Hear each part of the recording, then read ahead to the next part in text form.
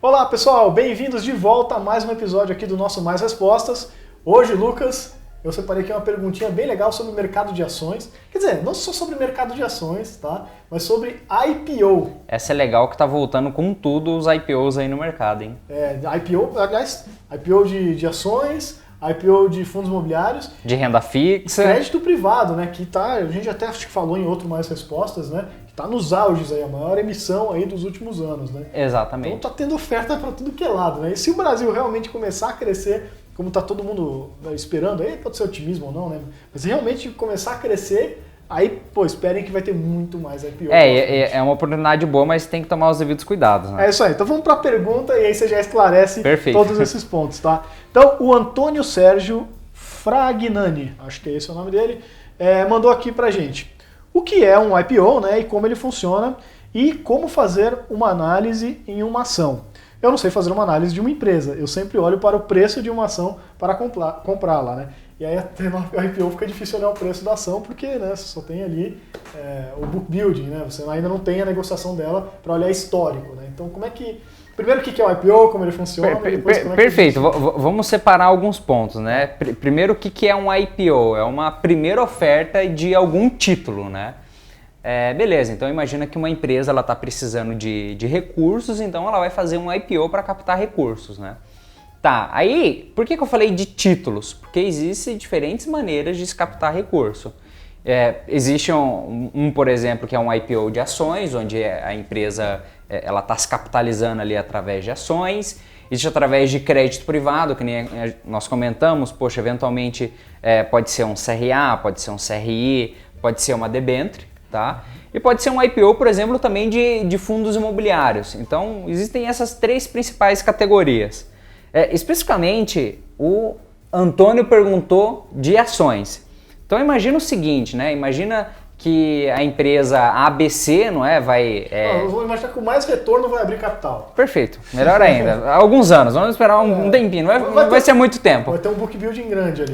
Exatamente. Então imagina que o mais retorno ele quer captar mais recursos, porque quer investir cada vez mais em tecnologia, quer investir cada vez mais ali numa plataforma para o usuário utilizar, não é?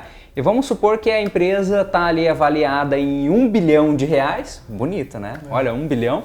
E a gente quer levantar ali uma rodada de 200 milhões de reais, né? Então 20% ali da empresa. Então a gente vai obviamente se vincular ali a um banco coordenador, não é? Vai ter que ter um coordenador líder. E ele vai ter todo o trabalho de estruturar isso, de oferecer isso para os clientes. Imagina o seguinte, imagina o nosso lado, o que a gente vai olhar? Normalmente o pessoal, eles oferecem uma banda de valor da ação, vamos supor que seja de 15 a 20 reais. Só para, voltando um pouquinho antes de você ir para aí, quando você fala clientes, não são só os investidores pessoa física, mas eles vão falar com institucionais, né? Perfeito, outros exatamente. Bancos, fundos de investimento no exterior, eles vão fazer o que a gente fala de roadshow, né? Eles vão rodar aí alguns dos principais clientes que, normalmente os principais clientes, obviamente, vão levar as maiores fatias. Que nem uma banda, né? Exatamente. Então, beleza, eles fazem todo esse trabalho. Vamos olhar para o lado do mais retorno. O que o mais retorno ele vai querer? Ele vai querer vender essas ações o mais caro possível. Com certeza. Não é? Que vai capitalizar mais essa ação. Então, vamos supor que desses 200 milhões... vão ser 200 mil ações de R$1 mil, de R$10 mil agora? Perdi as contas. Bom, mas enfim, que seja, vamos supor ali que seja a partir de R$10. Poxa, as pessoas elas vão começar a fazer reserva dessas ações, não é? Vai ter gente que vai estar disposto ao valor de R$10, vai ter gente que vai estar disposto ao valor de R$11, vai estar disposto ao valor de R$12. Agora imagina que daí vai ter um determinado momento que tem um fato que ocorre que a gente chama de book building, né? Que é um momento que vai ser analisado o book de oferta, porque imagina que várias pessoas enviaram as ofertas, não é? Imagina que vai começar de quem ofereceu lá R$15 pelo valor das ações do mais retorno, até quem ofereceu pelo menos R$15.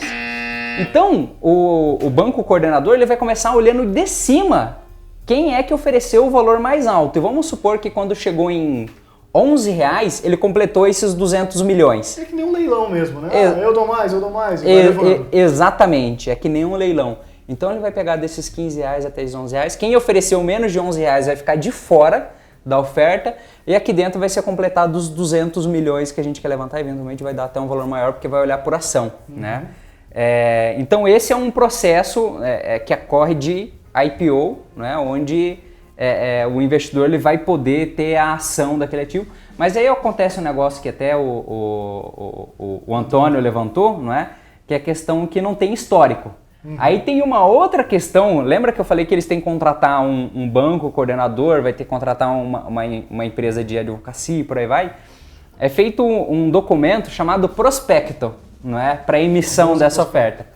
Tem prospecto que vai ter 500 páginas, tem prospecto que vai ter 700 páginas, tem prospecto que vai ter 1000 páginas. Arrisco dizer que não tem nenhum prospecto que tem menos... operação... Exatamente, arrisco dizer que não tem nenhum prospecto que tem menos de 200, 300 páginas, não é? E você vai ter que olhar esse prospecto, vai ter que olhar ali no miúdo o que cada indicador da ação daquela empresa, né? Pô, vai olhar o que está dando de lucro, vai ter que mostrar lá qual que é a dívida da empresa, vai mostrar todos os detalhes, qual que está sendo o custo de emissão daquela oferta, enfim, muito, muito detalhado. Mas daí imagina o seguinte, pô, mas eu não sei, o Antônio comentou, pô, eu sei olhar no máximo o valor de uma ação, por isso que eu vou comprar uma. Como é um IPO, é primeira oferta, não tem histórico daquela ação, o valor que ela está custando, né?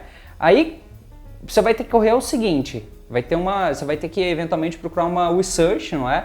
Que vende um relatório falando daquele... Research é uma casa de análise independente, né? Exatamente, perfeito, falando daquele relatório, porque imagina o seguinte...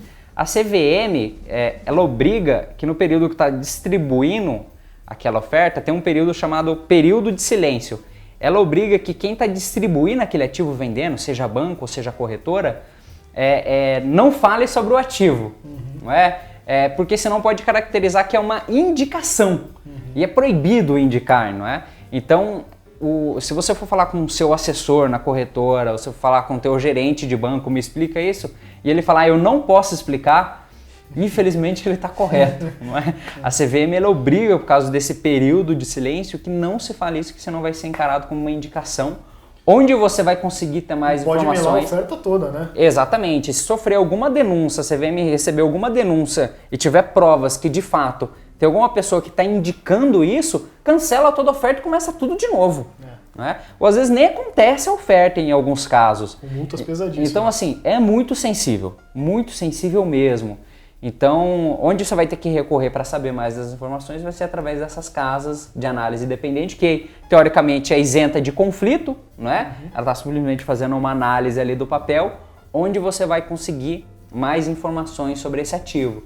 E estendendo um pouco mais, falando um pouco mais, poxa, não tem IPO somente de ações, tem IPO de crédito privado e tem IPO de fundos imobiliários. De fundos imobiliários vai ter essa mesma lógica de ações que eles vão querer vender a ação pelo maior valor cota, pelo maior valor possível. E quando se trata de um IPO de renda fixa, seja uma debênture, um CRA e CRI, acontece o seguinte, poxa, a empresa está tomando uma dívida, né? Ela vai ter que pagar de novo aquele dinheiro que ela está tomando através de uma debênture, um CRA ou um CRI. Então o que vai ser o interesse da empresa? Vamos imaginar que ela está fazendo uma emissão de 200 milhões, novamente em cima dos 200 milhões. Ela vai querer pagar a menor taxa de juros possível dessa dívida, né? Então quem tiver disposto a tomar essa debênture, tomar esse CRA, CRI pela menor taxa possível, é quem vai tomar. Então, na ação, ele começa olhando de cima para baixo. Na debênture, no CRA, no CRI, eles começam olhando de baixo para cima, olhando quem... Poxa, olha, eu estou disposto a uma taxa de 8%, eu estou disposto a uma taxa de 9%, eu estou disposto a uma taxa de 10%, estou disposto a uma taxa de 12%. Quem está disposto às menores taxas é quem vai tomar essa dívida, não é? Quem vai tomar essa debênture CRA e CRI.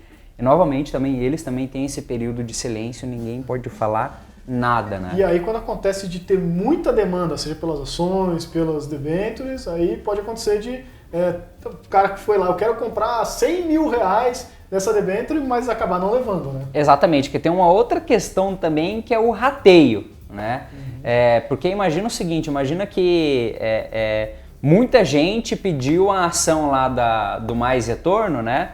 Imagina que eu falei, que nem eu comentei, dos 10 até os 15 reais. Teve uma porrada de gente que pediu no valor de 15 reais. Na verdade, isso lá representou na oferta, 100 milhões da oferta, né?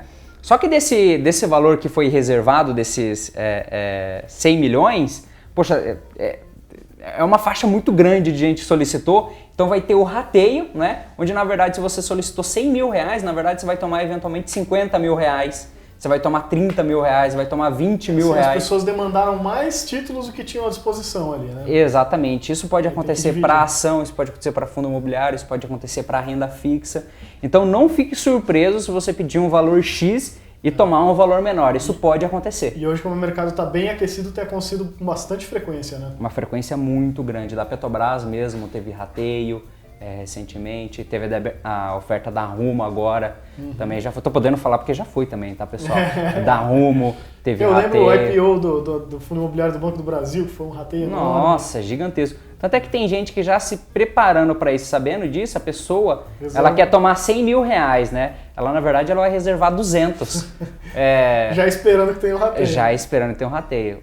A história triste é se eventualmente não tiver rateio e tiver que pagar os 200. Os 200 Exatamente. Tá, legal. Então acontece isso, mas é bem peculiar, é bem interessante.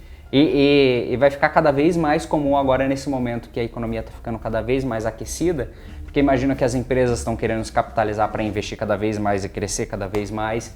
As empresas também vão querer tomar dívida também para investir e crescer cada vez mais. Então vai ser um movimento cada vez mais comum. Em recessão acaba os IPOs. Tem um ou outro. Mas nesse período que a economia está aquecida, volta com tudo. Legal, perfeito. Baita aula aí do Lucas. Espero que tenha ficado claro para você, Antônio, e para todo mundo também que quer saber mais sobre IPOs.